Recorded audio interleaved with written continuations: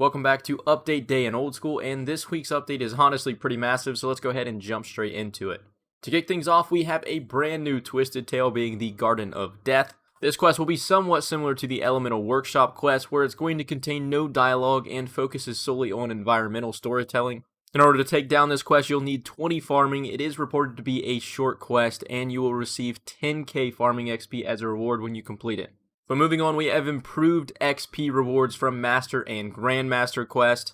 And as this table suggests, most of the XP you're now owed can be claimed from Purdue, although there are a few other NPCs that get in on the game. The only ones you're going to have to worry about are Purdue, Ivan Storm, the mysterious stranger outside of the Theater of Blood, and then the last one is Radimus Urkel in the Legends Guild. Other than that, every single other XP drop that is going to be released this week you can claim from Purdue. And before we move on, as we can see all the way down here at the bottom of the chart, the new Mysterious Master Quest will give you 60k Agility XP, 50k Thieving, and 40k Hunter upon completion.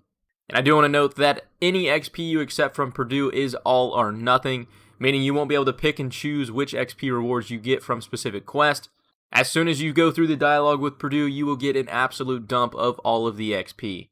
Now for the Combat Achievement Reward Expansion. With completion of the Easy Combat Achievements, you'll get 100% bonus warrior tokens from the Warrior Guild, you'll gain 1 additional Void Knight token per game of pest control, and the upper limit for the Like a Boss Slayer task is now 40 instead of 35. With completion of the Medium tier, you'll get 200% bonus warrior tokens, 2 additional Void Knight points per game, you will no longer be affected by the Prayer Drain effect at Barrows with the hilt equipped, your cannon can hold up to 35 cannonballs, and the upper limit for the Like a Boss Slayer task is 45. Then with completion of the Hard Diaries, Imbues at Nightmare Zone and Soul Wars both cost 50% less points. You'll gain 3 additional Void Knight points per game. Your cannon can hold up to 45 cannonballs, and kill count required for bosses in God Wars Dungeon will be reduced to 36 from 40. And the Like a Boss Slayer task will be bumped all the way up to 50. Then with completion of the Elite Diary, Bracelets of Slaughter will have a 10% chance to fully recharge instead of breaking. Expeditious Bracelets will also have the 10% chance to fully recharge instead of breaking. And then Superior Slayer monster spawn rates are increased to 1 in 150 from 1 in 200. Your cannon will be able to hold up to 60 cannonballs. Your kill count required to access God Wars will be dropped down to 32. And the upper limit for the Like a Boss Slayer task will be bumped all the way to 55. Then with completion of the Master tier, Thralls resurrected via the Archaea spellbook will last 50% longer. Gommel's hilt can now be combined with the Avernic Defender for a cosmetic upgrade.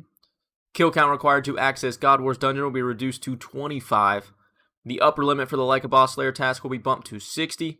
And you can unlock a new ammo slot item being the Gommel's Lucky Penny, which gives a 5% chance to not consume charges when worn with charged weaponry such as the Trident of the Seas or the Scythe of Vitter. And then finally, for completion of the Grandmaster Combat Achievements, Thralls Resurrected will last 100% longer. The Hilt 6 will once again be able to be combined for a cosmetic upgrade with the Avernic Defender. God Wars kill count will be reduced down to 15 in order to enter the boss room. And the upper limit for the Like a Boss Slayer task will be bumped all the way to 65. And one thing I do want to note is if you are able to complete any of the higher tiers, in order to access the rewards, you also have to complete the tiers below them.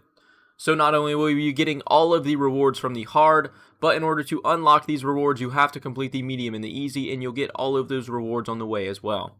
Self-explanatory to a lot of people, but if you didn't know how the combat achievements worked, now you know. And on top of the new rewards, that's not all for the combat achievements, because now we have brand new Tombs of Amascut Raid 3 combat achievements. And they're not all listed in this game post, but they've added that there is nearly 50 of them. And one thing I do want to note is that there is 3 new categories for the Tombs of Amascut, being the Entry Mode, Normal Mode, and Expert Mode. And completing a challenge at the higher difficulty will also unlock the relevant ones below it. For example, if you complete 50 Expert Mode kill count, it'll count towards the Entry and Normal Mode kill count achievements as well. And then next up this week we have Poison Dynamite. And most of you are probably already familiar with it because we've touched on it in the past, but for those of you who aren't, Poison Dynamite will be a new weapon that it lets skilling pure secure kills when necessary without gaining combat XP. You'll need at least 50 fire making to craft the untradeable Poison Dynamite. It'll take 1 Dynamite and 3 Cave Nightshade per one.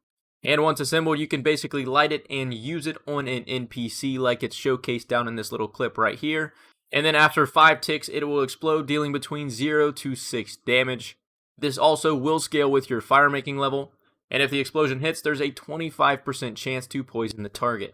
Couple things to note is the damage type is the same as the weapon you currently have equipped. So if you are attacking an enemy that's immune to a certain damage type, make sure you check what you're wielding. You can only deploy one piece of dynamite at a time, and despite them being able to explode in a 3x3 area, you'll only ever be able to hit a single target. And then lastly, you'll be unable to use poison dynamite in the Tazar area. Now for the last tidbits of information from this week's update.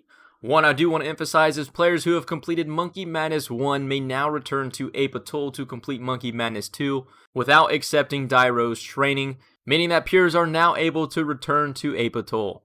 The Winter Summit, where we'll find out what's coming to Old School in 2023, will be taking place on December 10th.